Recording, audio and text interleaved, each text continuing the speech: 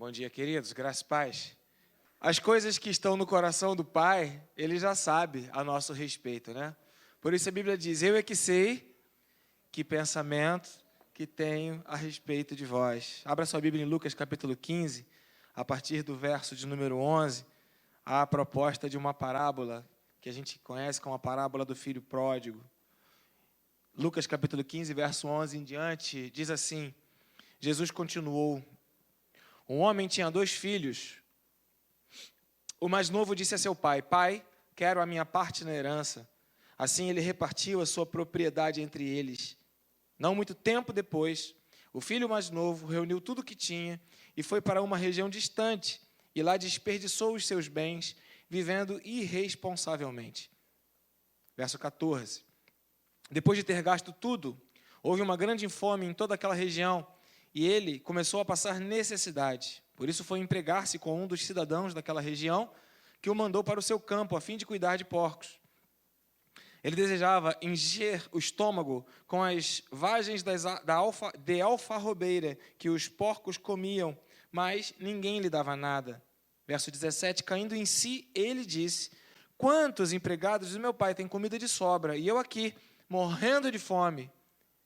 Eu me porei a caminho e voltarei para o meu pai, e lhe direi, pai, pequei contra o céu e contra ti. Não sou mais digno de ser chamado teu filho. Trata-me como um dos teus empregados. A seguir levantou-se e foi para o seu pai. Estando ainda longe, seu pai ouviu e, cheio de compaixão, correu para o seu filho, o abraçou e o beijou. E o filho lhe disse, pai. E o filho lhe disse, verso 21, pai, pequei contra o céu e contra ti. Não sou mais digno de ser chamado teu filho. Mas o pai disse a seus servos, depressa, tragam a melhor roupa e vistam nele, coloquem um anel em seu dedo e calçados em seus pés. Verso 23, tragam um novilho gordo e matem-no. Vamos fazer uma festa e alegrar-nos, porque este meu filho estava morto e voltou à vida, estava perdido e foi achado. E começaram a festejar o seu regresso. Amém, queridos? O Pai tem planos para as nossas vidas. E em algum momento, como filhos pródigos, como diz aqui o verso 11 ou o verso 13, a gente vira para o Pai e fala, Pai, eu quero a minha parte, eu quero o que é meu, obrigado. Eu agora tenho a minha própria vontade e eu agora quero viver a minha própria vida.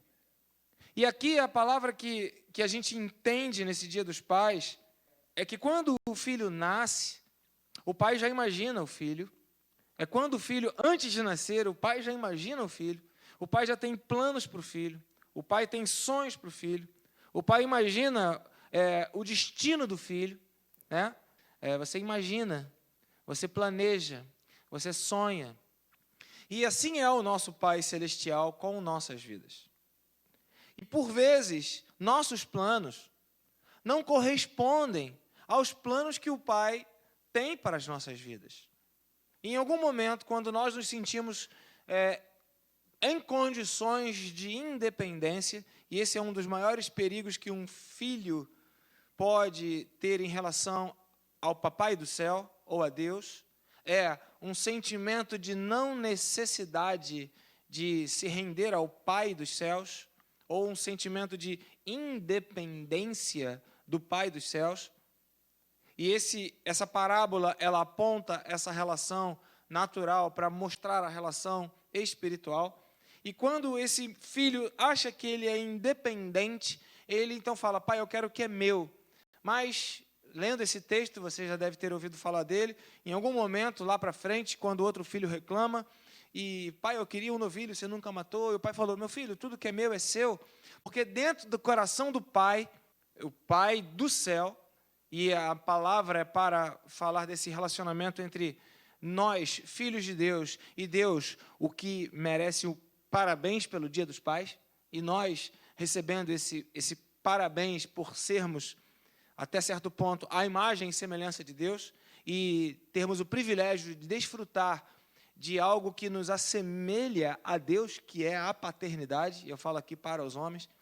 Então, a gente começa a ver que Deus, ele entende que há uma coletividade, o que é meu é seu, é nosso, Em algum momento o homem entende: o que é meu, eu não quero dividir com ninguém.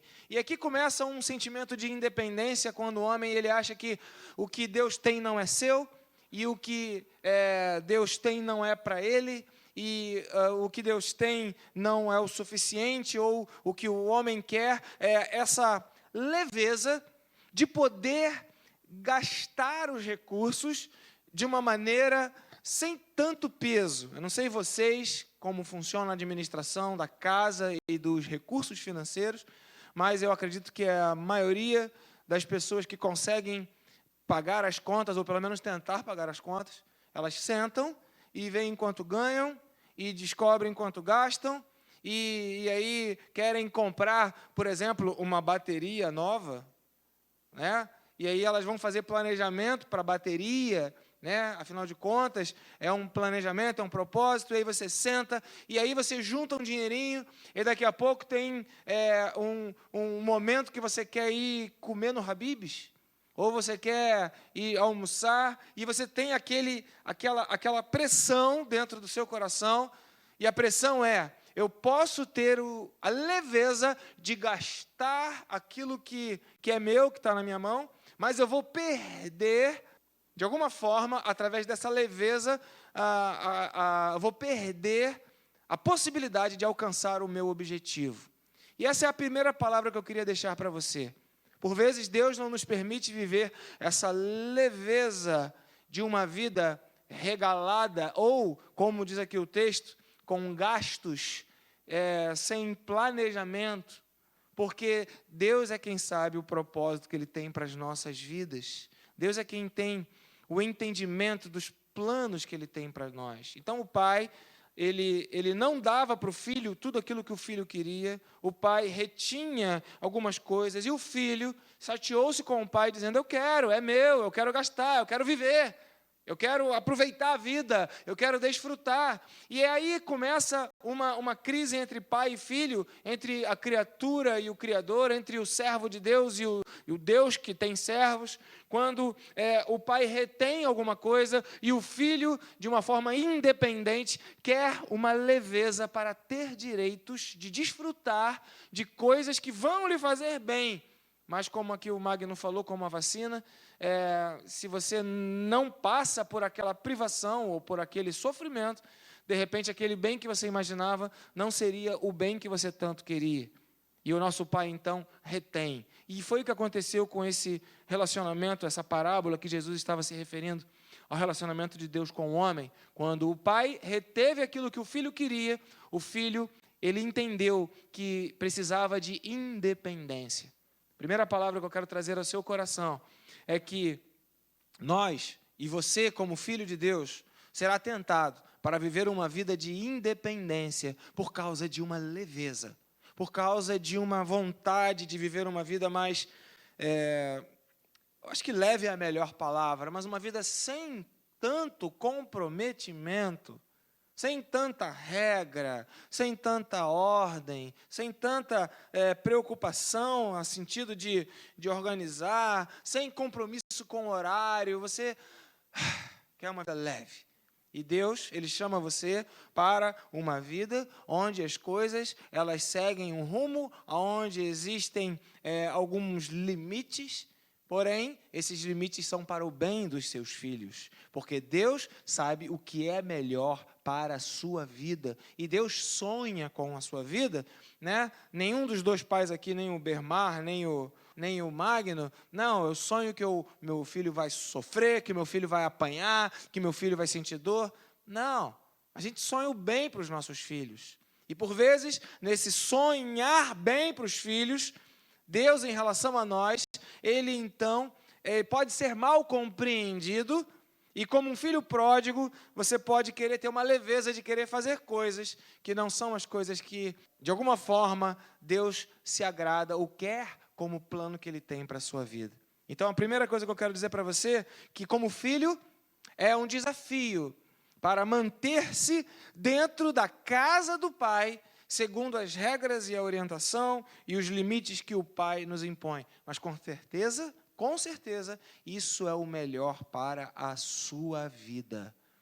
Como pai, o Pai das luzes, o Pai eterno, Deus sonha com você, Ele planeja você, e os planos que ainda não aconteceram, o Pai continua sonhando a seu respeito, porque o Pai nunca para de sonhar com seus filhos. Deus tem um plano para a sua vida, Deus tem um propósito para a sua vida, Deus tem um sonho para a sua vida, e com certeza, se você se firmar na presença do Senhor, a palavra de Deus diz que os planos e propósitos de Deus não serão frustrados, porque Ele é o vencedor. Aleluia.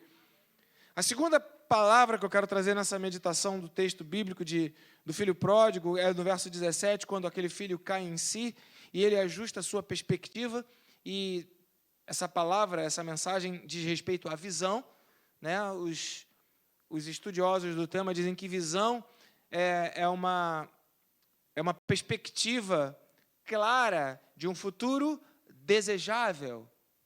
Eu não vejo a Cecília, dizia aqui o Magno, ainda não aconteceu, mas eu vejo uma menina grande, equilibrada, uma menina na igreja, protegida. Dizia aqui o Bermar, eu vejo o Bernardo, Bernardo, né?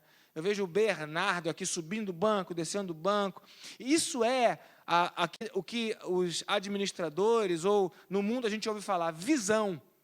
Visão é uma imagem clara daquilo que ainda não aconteceu, mas que você efetivamente consegue enxergar, porque é um futuro desejável. E esse moço que saiu de casa, ele caiu em si porque a visão dele tinha sido equivocada. O futuro que ele desejava para ele não era comer comida de porcos, humilhado na casa de outros senhores, sendo um empregado. O futuro desejável era ele ter uma vida leve, ter uma vida boa, ter uma vida feliz. Mas a visão que ele teve foi uma visão equivocada, e o futuro que ele imaginava não aconteceu, porque a sua visão estava distorcida, não era uma visão completa, não era uma visão integral, não era uma visão periférica das coisas. Estava conversando com a Drica essa semana, indo para a ótica onde eu fiz esse óculos, e eu estava indo para lá e estávamos falando sobre essa ideia de visão. Daqui a pouco veio sobre a ideia de foco, e depois veio a visão da perspectiva. E uma das coisas que acontecem é que a gente esquece da visão periférica. Eu me lembro uma vez que eu fui fazer prova da carteira de habilitação, e o exame, eu olhava para frente e piscava uma luz ali de uma determinada cor, eu tinha que dizer, a cor é tal. Mas piscava uma luz aqui também, e eu tinha que dizer qual era a cor daquela luz. E piscava outra luz aqui, e eu tinha que dizer qual era a cor daquela luz. Aí eu tentava virar de lado, e o examinador falava para mim, não, continua olhando para frente, mas me diz o que você está vendo aqui do lado. Você já fez esse teste com você? Olha para frente e vê até onde você enxerga a sua mão. Ó, aqui eu não vejo, aqui eu não vejo, aqui eu não vejo, aqui eu estou vendo. Isso é a visão periférica. E a visão periférica, ela aumenta a capacidade da gente enxergar o todo. Por vezes, enquanto filhos de Deus, nós não temos a perspectiva do todo, porque a nossa visão periférica ela está bloqueada, e a gente apenas foca naquilo que vai trazer o resultado que imaginamos que nos traria. E a gente então imagina, não, eu vou até ali, eu vou alcançar, eu vou fazer, eu vou resolver, eu vou conquistar. Tiago diz isso, eu vou até tal cidade, vou negociar, vou alcançar. Esse filho pródigo dizia, eu quero a minha parte, eu vou viajar, eu vou passear, eu vou conhecer pessoas, eu vou para outros lugares, eu vou ter acesso a novas culturas, eu vou conhecer gente nova, eu vou conhecer pessoas novas, mulheres novas, amores novos, sabores novos, cheiros novos, tanta coisa boa.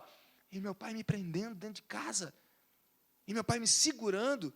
Se meu pai me amasse, ele ia me deixar experimentar tudo de bom que tem por aí, e meu pai está me segurando.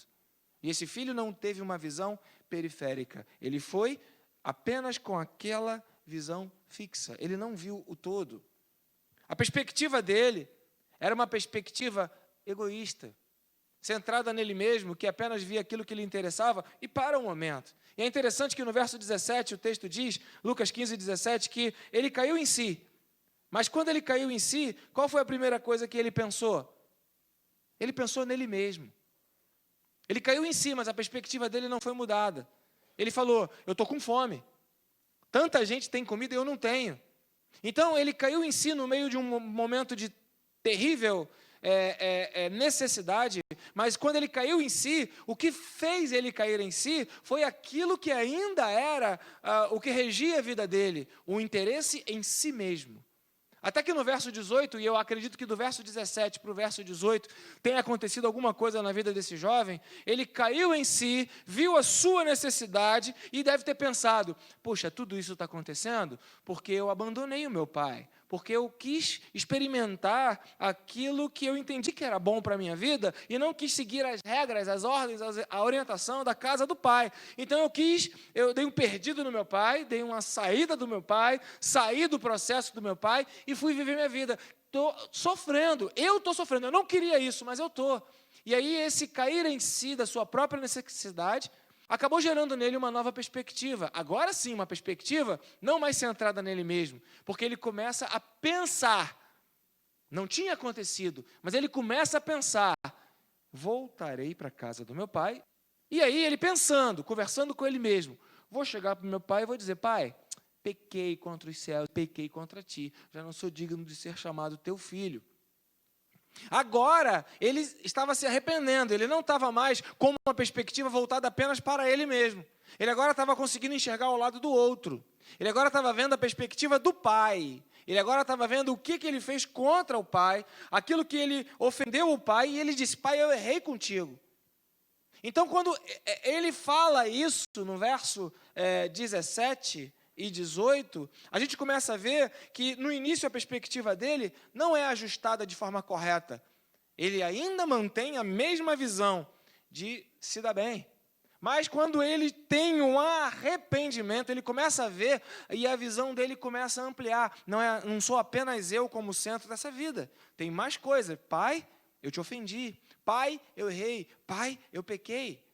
E adiante, eu não vou ler aqui o texto, mas no verso 21, se você quiser botar, pode botar. Ele chega em casa, vira para o pai e fala, pai, o filho lhe disse. E o que eu quero dizer é o seguinte, a segunda parte dessa palavra, o segundo tópico dessa mensagem é, não adianta pensar. Pensar apenas não resolve. Você precisa falar. Pedir perdão ao pai não pode ser na sua mente, não pode ser no seu coração. Você tem que ir até o pai e dizer para o pai, falar para o pai. E se hoje nós estamos no dia dos pais, talvez hoje seja um dos melhores dias para você perdoar pais. Ah, meu pai já faleceu, vá até ele e fale com ele.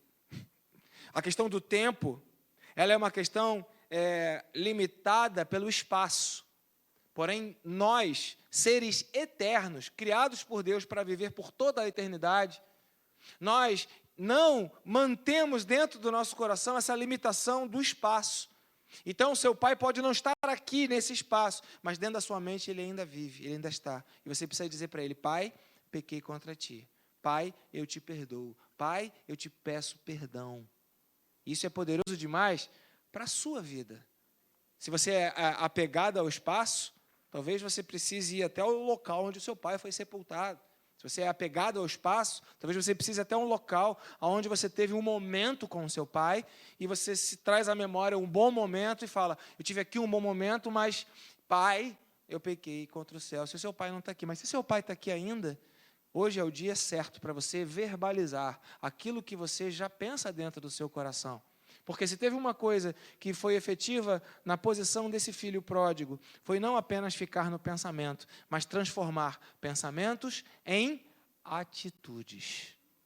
Terceiro ponto, e eu encerro com ele, é que a gente ouve muito falar, nos dias atuais de foco, não é isso? Vamos manter o foco, vamos manter o foco, vamos manter o foco. Aliás, eu até, para manter o foco, e realmente esse foco ele é importante, porque esse foco que se diz vamos manter o foco, ele implica em disciplina. E esse foco associado à disciplina, ele é maravilhoso. Tem aplicativos, eu baixei um aqui, Focus To Do. Ok? Aí você vai separando ali o seu tempo, organizando, para você conseguir ter tempo de fazer tudo e manter o seu foco. Esse foco associado à disciplina é maravilhoso. Mas o foco associado à visão, ele é terrível. Ele é terrível, porque eu perco a visão periférica quando eu estou focado. Então veja, eu vou fazer outro exercício aqui, lúdico, para poder mostrar para vocês. Se eu me aproximo tanto aqui dessa tela, eu só consigo ver o que está aqui exatamente à frente dos meus olhos. E eu vou dizer para vocês, eu vou descrever, eu tenho certeza que o que tem aqui é uma parede branca. Mas a partir do momento que eu vou me afastando, a imagem que era uma parede branca, eu falo, opa, não é não. Não é não. Então, se eu fico demasiadamente próximo, focado apenas em um ponto, eu perco a perspectiva do todo. Eu preciso me afastar para poder enxergar o total. E é aí que está o perigo da falta de fé. Aí que está o perigo da incredulidade. É aí que mora o terror da desconfiança. Porque se eu estou perto demais e não consigo enxergar o todo, eu vou precisar exercitar a confiança para ouvir e crer que aquilo que estão me dizendo que é o que é. Exceto eu acreditar, eu terei que me afastar. E o perigo de se afastar é você depois não conseguir voltar para perto outra vez. Por isso a Bíblia fala no livro de João, capítulo 20, verso 29, bem-aventurados os que não viram e creram. Nem tudo o que você precisa fazer nessa vida é ver tudo. Nem tudo o que é reservado para você é enxergar o todo. Porque tem coisas que você não vai enxergar, tem coisas que você não vai ver, tem coisas que não estão ao seu alcance, tem coisas que não estão no espectro da sua visão, tem coisas que a sua visão periférica não vai alcançar, você não vai enxergar, tem coisas que você não vai alcançar, mas nem por isso você precisa se afastar para compreender. Você pode acreditar. Deus tem um plano na sua vida, Deus tem propósitos na sua vida, Deus tem sonhos para a sua vida. Deus planeja a sua vida, mas você está tão perto da sua vida, você está dentro dela, você vive, que talvez você não consiga enxergar todos os planos que o Senhor tem para você. E às vezes você se afasta da sua própria vida, perde a sua vida, joga a sua vida no lixo, joga as suas vidas nas drogas, no álcool, no sexo, na irresponsabilidade, para depois então, em um momento de tamanha distância, alcançar a visão de que você era feliz e não sabia. Mais bem-aventurada coisa é quando você consegue crer, mesmo sem ver. E aí que esse texto, ele se fecha, porque quando aquele jovem pediu para o seu pai o direito de gastar os seus bens, aquele jovem não entendia que os bens também eram dele. Quando aquele jovem pediu para os seus pais, me dá o que é meu, aquele jovem não entendia que tudo era dele. Mas depois que ele se afastou da casa do pai, e depois que ele sofreu do distanciamento, a sua visão foi esclarecida. A que custo? A que custo? Quanto você quer pagar por causa de falta de fé? Quanto custa a incredulidade na sua vida? Esse jovem perdeu tudo que tinha, todos os seus bens, e ainda foi humilhado, sendo obrigado, para não morrer de fome, a comer comida dos porcos. Por quê? Porque ele não acreditou que o pai tinha o melhor para a vida dele. Ele quis uma independência. Pai, me dá o que é meu. Ele não entendia que tudo era dele. Eu quero encerrar essa palavra dizendo para você o seguinte: nem tudo que você vai, nem sempre, você vai ver tudo com a clareza que gostaria, mas isso não significa que o Pai não lhe ama. Lucas capítulo 15, verso 25 até 28. Lucas capítulo 15, verso 25 a 28. Nem sempre o que você vai ver é tudo. Talvez a clareza ela não esteja tão explícita. Filho mais velho, o filho mais novo teve essa experiência toda. Chegou em casa, o pai fez uma festa. O filho mais velho estava lá no campo, ele não viu. Nem sempre você vai ver tudo com a clareza que gostaria, mas isso não significa que o pai não lhe ama. O filho mais velho chegou, não viu nada, ficou chateado, se aproximou da casa, ouviu a música e a dança. 26. Então chamou os seus servos e perguntou: o que está acontecendo aqui? O que houve? Eu não estou sabendo de nada. Verso 27. E o servo respondeu: seu irmão voltou, seu pai matou o novilho gordo, porque recebeu são e salvo. Verso 28. O filho mais velho encheu-se de ira, porque não viu, porque não participou, porque não sabia. Então, querido, nem sempre você vai ver tudo com a clareza que você gostaria, mas isso não significa que o pai não lhe ama. Ele então queria ficar fora, mas o pai disse: entra, entra, entra. O pai insistiu.